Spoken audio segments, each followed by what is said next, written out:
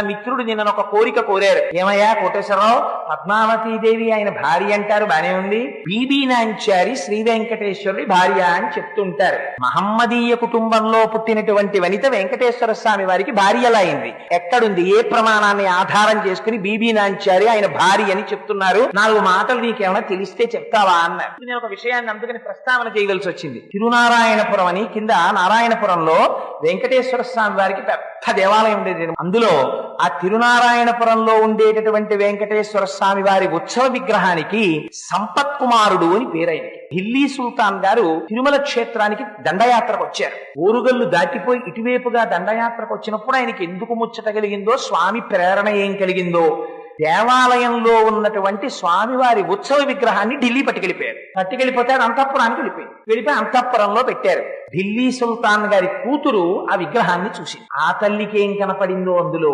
అబ్బాయి ఎంత అందంగా ఉన్నాడో, స్వామిని రోజు మహమ్మదీయ కుటుంబంలో జన్మించిన జన్మ కారణం కాదండి.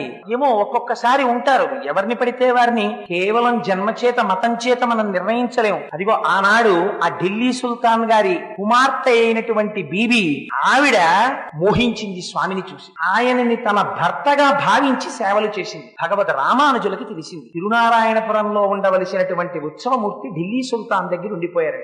ఢిల్లీ వెళ్లి ఆయన సుల్తాన్ గారిని మెప్పించి ఆ ఉత్సవమూర్తిని తీసుకొచ్చేశారు. ఆ స్వామిని విడిచిపెట్టి ఉండలేకపోయింది ఆయన కుమార్తె. ఆవిడ కూడా వచ్చేసిన తర్వాత ఆలయంలో స్వామికి ప్రతిష్ఠ అయిపోతే స్వామి ఇంకా బయటికి రాలేదు. స్వామికి ప్రతిష్ఠ అయితే ఆవిడ ఏడిచింది. నేను మహమ్మదీయ కుటుంబంలో పుట్టిన స్వామి పట్ల అపారమైన వ్యామోహం పెంచుకున్నాను, ఆయన్ని చూడకుండా ఉండలేను అని అడిగింది. రామానుజుల హృదయం కరిగిపోయి అమ్మ నీకే నిబంధన అడ్డురాదు, భక్తి ప్రధానం, వెళ్లి దర్శనం చేయమన్నారు. ఎవ్వరికీ దక్కని అదృష్టం ఆ రోజున ఏమైందో తెలుసా అండి?